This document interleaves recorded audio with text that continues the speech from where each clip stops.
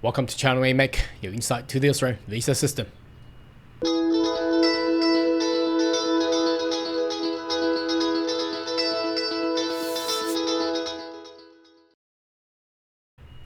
Good day everyone, my name is Cao Yang, your online YouTube visa consultant. Are you interested about migrating to Australia? Why don't you consider to subscribe to my channel and turn on the bell on the side, so once we have all the updates and news, be the first one getting all the insight. Now, yesterday, I've just, not received, but I put on a Google search and found this interesting news regarding migration, and especially on the category of the employment sponsor. Now remember, I don't know about the new policy, but with the current and the past policy that if you're an employment sponsor with visa, obviously you get a temporary, well, back in days were 457 and TSS 482 visa, and once you wanted to apply and become a permanent residency, you still need a employment nomination. What does that mean? That means the employer is deemed to agree to sponsor you to continue to become a permanent resident. Well, I thought that was the norm, and that has been in the case for the, past 20 years or some sort. But the news came out yesterday. Interestingly, it's arguing that should a work visa holder deemed to get permanent residency, well, without employment sponsorship anymore. Let's have a read, and well, I don't know if a news came out like this, perhaps there's a wave of changes coming out. If that's the case, that would be very, very fruition, because that will similarly like the 491 transition into 191, where all you need to do is to meet the salary income requirement. Well, the income requirement is 0 at this point in time. But if that's the case, that will be a very, very good way to actually migrate through employment sponsorship. So let's have a read about this news. Okay, came out from The Guardian. You may want to take a deep read if you wanted to Google with the topic of power imbalance.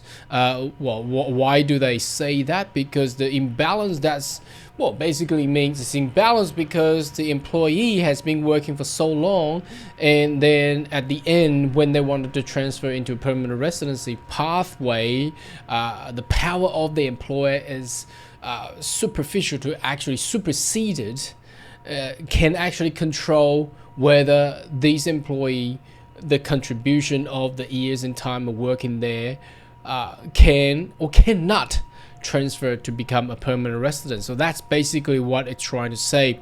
How an Australian visa system leaves migrant beholden to their employer. So this it actually attract my attention.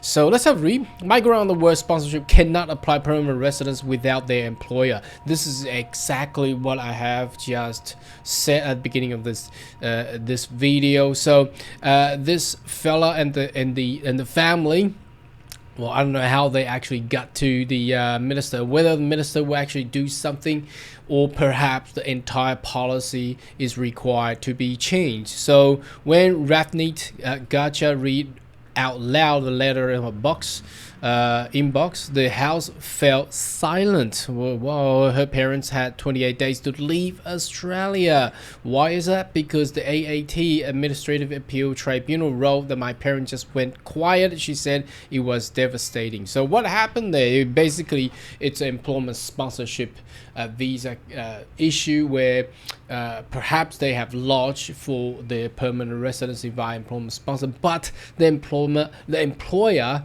is not willing to continue to sponsor for the permanent residency, and that's what's been causing issue for the last probably 2 decades.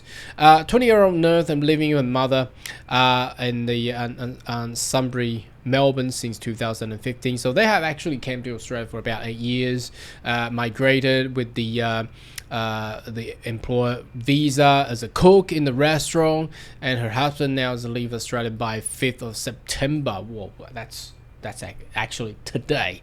Okay, are risking deported. So they have asked for assistance. That's ministerial intervention. Now, if you don't know about ministerial intervention, I've actually done a specific video on that one. You may want to search in my channel. Okay, so whether or not Andrew Giles is going to take any action on this one. So it's exactly what happened. So her family isn't alone. Experts say that many migrants on the employment sponsored visa seeking permanent residency are beholden to their employer, which is exactly what I have explained at the beginning of this video. He has steering the wheel out live. So what does that mean? That means the employer has been controlling the skilled migrants' life for the past, well, since 2015, that's 8 years. So that's what they are claiming.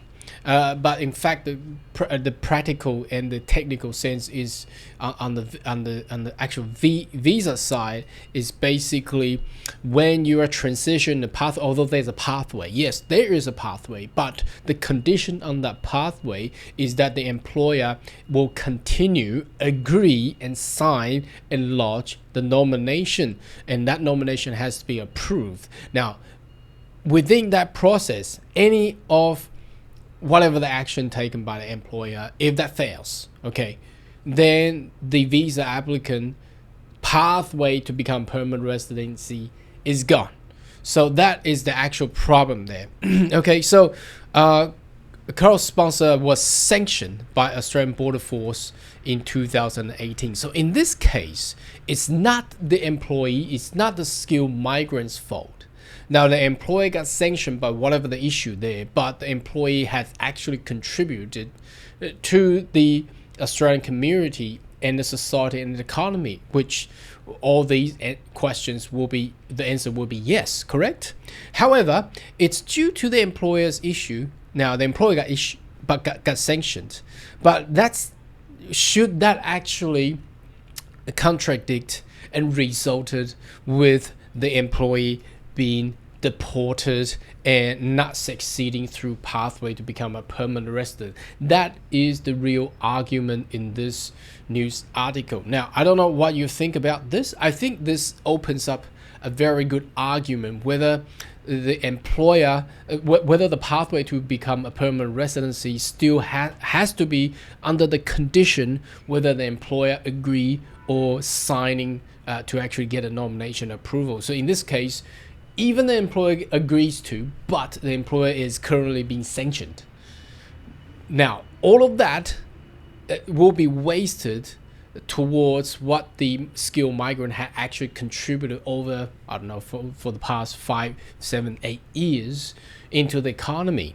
So it's unfair to actually do so and doing that. So that's basically what this whole news article is actually talking about. So it goes into detail that it says employer sponsorship leads to power imbalance. So sometimes it may not be the fault of the employee, but the fault of the employer will actually cause and resulted into a failure of the pathway to become a permanent resident or whatever the visa that will be. So that is a lengthy article. You may want to take deep read, but what I have just done and said is basically summarize what this news is all about. So let's have a think about this. I think this case opens up a very, very good scenario for all the politicians and for all the people that they are designing the regulation. Should the employer, now there will be a two-sided argument. Employer will say, look, if I agree to that, once the employee get the permanent residency, they will leave me. But any employee in Australia working for any employer, they all have the freedom to choose where they want to go and where they want to work anyway. So why would an employer utilizing this kind of condition to actually control and manage a skilled migrant, which is again imbalance as well? So I'm pretty welcome on this issue. I never thought about this. So an employment sponsor visa applicant should really have a pathway, a clear pathway, not a conditioned pathway to become a permanent resident of Australia. What is your thought? Should you have more questions, maybe leave a comment right down below. And I'll see you next video. Goodbye.